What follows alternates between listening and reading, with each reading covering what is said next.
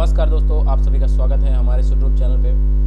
दोस्तों हम लोग साइंस के क्वेश्चंस की प्रैक्टिस कर रहे हैं। तो हम लोग साइंस की क्वेश्चंस की प्रैक्टिस कर रहे हैं, जिसमें से 6 प्रैक्टिस सेट हम लोग अब तक कर चुके हैं, यानी 150 क्वेश्चन हम लोग अब तक प्रैक्टिस कर चुके हैं। दोस्तों 25-25 क्वेश्चन की श्रृंखला हमारी चलती है, जिनमें हम आपको अच्छी तरीके से क्वेश्चंस डिस्कस कर पाते हैं आपके सामने।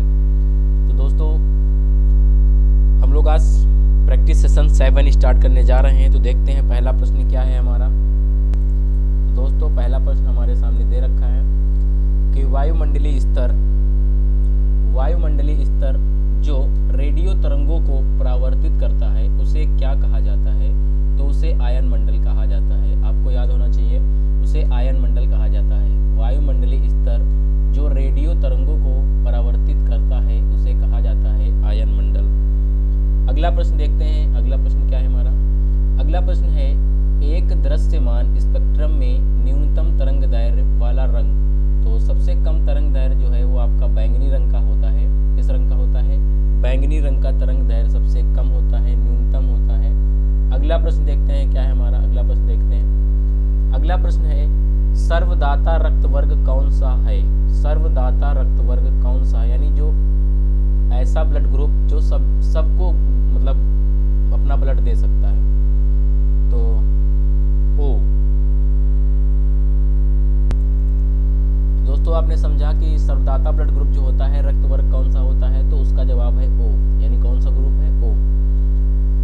अगला क्वेश्चन है, स्फिग्मोमैनोमीटर से क्या मापा जाता है? यानी स्फिग्मोमैनोमीटर जो होता है, स्फिग्मोमैनोमीटर मापता है, क्या मापता है? रक्तदाब को मापता है। कहीं कहीं रक्तदाब या कहीं कहीं लिखा होता है रक्तचाप। क्या लिखा होगा? रक्तचाप।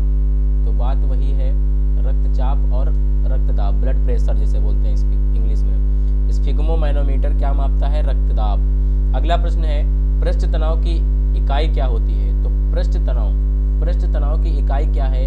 तो न्यूटन प्रति मीटर। न्यूटन प्रति मीटर जो है ये आपके पृष्ठ तनाव की इकाई है। पृष्ठ तनाव की इकाई क्या होती है?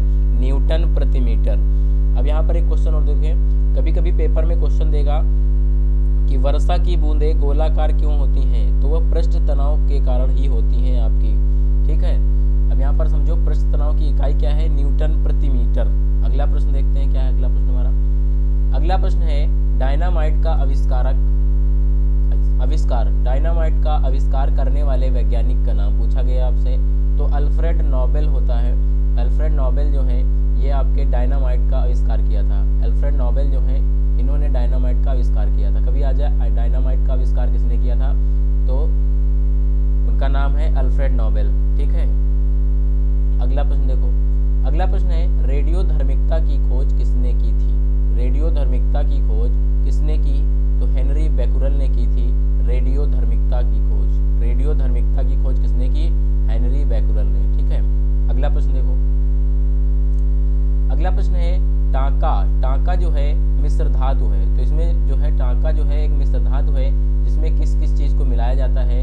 तो उसमें टिन और सीसा को मिलाकर आपका बनता है टांका। ठीक है, टांका जो है टिन और सीसा की मिश्र धातु है। ठीक है, टांका एक मिश्र धातु है जिसमें टिन और सीसा मिलाया जाता है। क्लियर है बात? अगला प्रश्न देखो क्या है। अगला प्रश्न है, प्रेशर कुकर में खाना जल्दी क्यों पक जाता है? तो इसका सही जवाब है पानी का क्वथनांक बढ़ जाता है। पानी का क्वथनांक बढ़ जाता है, यानी बॉइलिंग पॉइंट जो होता है वह बढ़ जाता है। तो प्रेशर कुकर में खाना जल्दी इसीलिए पक जाता है। ठीक है, पानी का क्वथनांक बढ़ जाता है। अगला देखो। अगला प्रश्न है, कौन सा अक्रिय गैस वायुमंडल में नहीं पाया जाता है? ये एकमात्र ऐसा अक्रिय गैस है रेडॉन जो वायुमंडल में नहीं पाया जाता है। ये क्वेश्चन कई बार पेपरों में आ चुका है, तो इसको आप वेरी इंपॉर्टेंट क्वेश्चन समझें। इसको आप वेरी इंपॉर्टेंट क्वेश्चन की श्रेणी में रख लें। कौन सा अक्रिय गैस वायुमंडल में नहीं पाया जाता है? तो रेडॉन। ठीक है, अगला प्रश्न देखते हैं क्या है हमारा। अगला प्रश्न है, चमगादड़ अंधेरे में उड़ सकते हैं। तो चमगादड़ अंधेरे में कैसे उड़ते हैं, इसकी वजह क्या है? तो ये क्वेश्चन यहाँ पर इसका सही जवाब है क्योंकि उनका मार्गदर्शन उनके द्वारा उत्पन्न प्राश्रव्य तरंगों द्वारा किया जाता है। क्योंकि उनका मार्गदर्शन उनके द्वारा उत्पन्न प्राश्रव्य तरंगों द्वारा किया जाता है। SSC CHSL में ये क्वेश्चन आ चुका है, लेकिन ये क्वेश्चन ऐसे नहीं था। उस क्वेश्चन में केवल ये पूछा गया था कि चमगादड़ के द्वारा कौन सी तरंगे उत्पन्न की जाती हैं। तो चमगादड़ जो है कौन सी तरंगे उत्पन्न करता है, तो उसका सही जवाब है प्राश्रव्य तरंगे। कौन सी तरंगे? प्राश्रव्य तरंगे। ठीक है, अगला प्रश्न देखो। अगला प्रश्न है विद्युत ऊर्जा को यांत्रिक ऊर्जा में कौन बदलता है? विद्युत ऊर्जा को यांत्रिक ऊर्जा में कौन बदलता है? तो इसका सही जवाब है विद्युत मोटर। विद्युत मोटर जो होता है आपका, यह विद्युत ऊर्जा को यांत्रिक ऊर्जा में बदलता है। विद्युत ऊर्जा को यांत्रिक ऊर्जा में आपका मोटर, विद्युत मोटर बदलता है। क्लियर हुई बात? अगला प्रश्न देखो। अगला प्रश्न है भूकंपी तरंगे रिकॉर्ड की जाती हैं। तो बात ये कि भूकंप की तरंगे जो हैं वो कहाँ पे रिकॉर्ड की जाती हैं? तो वह सिस्मोग्राफ पर रिकॉर्ड की जाती हैं। ठीक है, भूकंप की जो तरंगे हैं, जो भूकंप की तरंगे होती हैं, उनको कहाँ रिकॉर्ड किया जाता है? तो सिस्मोग्राफ पर भूकंप तरंगों का रिकॉर्ड किया जाता है। ठीक है, भूकंपी तरंगे कहाँ पर रिकॉर्ड की जाती हैं? सिस्मोग्राफ पर। अगला प्रश्न देखो। अगला प्रश्न है सूर्य से पृथ्वी तक पहुंचने में सूर्य के प्रकाश को कितना समय लगता है? सीधी सी बात है कि आपसे पूछा जा रहा है सूर्य का प्रकाश पृथ्वी पर कितनी देर में आता है, यानी कितना समय लगता है। तो 8 मिनट 20 सेकंड लिखा हुआ है। 8 मिनट 20 सेकंड में सूर्य का प्रकाश पृथ्वी पर आता है, लेकिन आगे लिखा गया है लगभग। तो देखिए कहीं कहीं 8 मिनट 16 सेकंड, कहीं कहीं 8 मिनट 16 सेकंड भी दिया होता है और कहीं कहीं 8 मिनट 20 सेकंड दिया होता है। तो आप अपना आंसर देखेंगे पहले कि आपको ऑप्शन कौन सा मिल रहा है, 8 मिनट 20 सेकंड वाला मिल रहा है कि 8 मिनट 16 सेकंड वाला मिल रहा है। ठीक है, क्योंकि लगभग लगा है तो इसलिए सेकंड में तो कोई दिक्कत नहीं, तो 4-5 सेकंड का तो कोई अंतर ही नहीं पड़ेगा, लेकिन 8 मिनट आप जरूर याद रखें, 8 मिनट 16 सेकंड या 8 मिनट 20 सेकंड। ठीक है, लगभग। अगला प्रश्न देखो। अगला प्रश्न है बेटा कि बताया गया है चलती गाड़ी में बैठे आदमी की ऊर्जा होगी, यानी जैसे बस है, कोई बस चल रही है, उस बस में कोई व्यक्ति बैठा है तो उसमें कौन सी ऊर्जा होगी? तो उसमें गतिज एवं स्थितिज ऊर्जा होगी। ठीक है, उसमें जो है गतिज एवं स्थितिज ऊर्जा, दोनों ऊर्जा वहाँ पर उसके मतलब उस आदमी में होंगी। ठीक है, चलती गाड़ी में बैठे आदमी की ऊर्जा जो है गतिज एवं स्थितिज ऊर्जा दोनों होंगी। ठीक है, अगला प्रश्न है। अगला प्रश्न है टाइफाइड रोग में शरीर का कौन सा अंग प्रभावित होता है? यानी किसी व्यक्ति के अगर टाइफाइड हो जाता है तो उसका कौन सा अंग जो है प्रभावित हो जाएगा?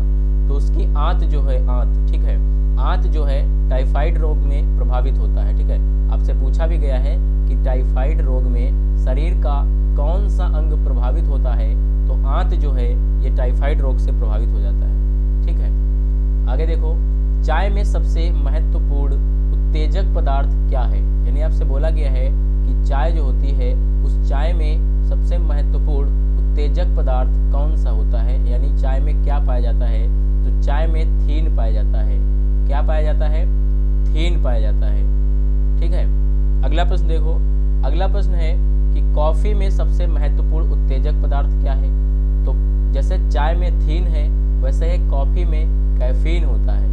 कॉफी में आपका कैफीन होता है। क्लियर हुई बात? अगर यहीं पर बात करता है तंबाकू में, तंबाकू में कौन सा पदार्थ पाया जाता है? तो उसका सही जवाब होगा निकोटीन। क्या होता है? निकोटीन जो है यह तंबाकू में पाया जाता है। ठीक है, क्लियर है? अगला प्रश्न देखो। अगला प्रश्न है हाइग्रोमीटर से क्या मापा जाता है? हाइग्रोमीटर एक यंत्र है जिससे क्या मापा जाता है? तो हाइग्रोमीटर से क्या मापा जाता है? तो आपेक्षिक आर्द्रता जो है वह हाइग्रोमीटर से मापी जाती है। हाइग्रोमीटर से क्या मापा जाता है? आपेक्षिक आर्द्रता। क्या मापा जाता है? आपेक्षिक आर्द्रता। क्लियर हुई बात? अब अगला प्रश्न देखते हैं। अगला प्रश्न क्या है हमारा? अगला प्रश्न है शून्य में स्वतंत्र रूप से गिरने वाली वस्तुओं का त्वरण होता है। यानी शून्य में स्वतंत्र रूप से गिरने वाली वस्तुओं का त्वरण यानी एक्सेलरेशन क्या होता है? तो उसका समान होता है। क्या होता है? समान होता है। ठीक है, स्वतंत्र रूप से गिरने वाली वस्तुओं का त्वरण समान होता है। अगला प्रश्न है प्रकाश संश्लेषण में पौधे कौन सी गैस का अवशोषण करते हैं? ठीक है, बताया गया है प्रकाश संश्लेषण में पौधे कौन सी गैस का अवशोषण करते हैं? तो इसका सही जवाब है कार्बन डाइऑक्साइड का। कार्बन डाइऑक्साइड CO2, जिसे हम लोग CO2 बोलते हैं। तो कार्बन डाइऑक्साइड जो है प्रकाश संश्लेषण में पौधे कार्बन डाइऑक्साइड को अवशोषित करते हैं। ठीक है बच्चा, अगली प्रश्न देखो। अगला प्रश्न है हमारा, खींची हुई धनुष में, यहाँ पर होगा खींची हुई धनुष में संचित ऊर्जा होती है। यानी जो धनुष है, धनुष को अगर खींचा जाता है, ठीक है, तो उसमें कौन सी ऊर्जा संचित रहती है? तो संचित ऊर्जा उस टाइम स्थितिज ऊर्जा होती है। कौन सी ऊर्जा होती है? स्थितिज। ठीक है, स्थितिज ऊर्जा जो है आपकी खींची हुई धनुष में संचित ऊर्जा होती है। ठीक है, यानी जो धनुष है, धनुष में अगर बाण लगा के खींचा जा रहा है और खींच के रोका जाए उसे, तो उस टाइम वहां पर स्थितिज ऊर्जा होगी। ठीक है, क्लियर है। अगला प्रश्न देखते हैं क्या हमारा। अगला प्रश्न है, जब एक चलती वस्तु की गति दुगनी की जाती है, यानी दोगुनी की जाती है, तो उसकी गतिज ऊर्जा क्या होती है? जब एक वस्तु की गति दोगुनी कर दी जाती है तो उसकी गतिज ऊर्जा क्या होती है? तो उसकी गतिज ऊर्जा 4 गुना बढ़ जाती है। ये क्वेश्चन पीछे भी मतलब किसी सेशन में आ चुका है कि जब किसी वस्तु की चाल दोगुनी कर दी जाती है तो उसकी गतिज ऊर्जा में क्या फर्क पड़ता है? तो उसकी गतिज जो ऊर्जा होती जो है वो 4 गुनी बढ़ जाती है। ठीक है, समझ में आ गया। अगला प्रश्न देखते हैं। अगला प्रश्न है, विद्युत मात्रा की इकाई। विद्युत मात्रा की इकाई जो होती है वह कूलाम्ब होती है। ठीक है, क्लियर है बात। विद्युत मात्रा की इकाई क्या होती है? तो कूलाम्ब होती है। क्लियर है बच्चा।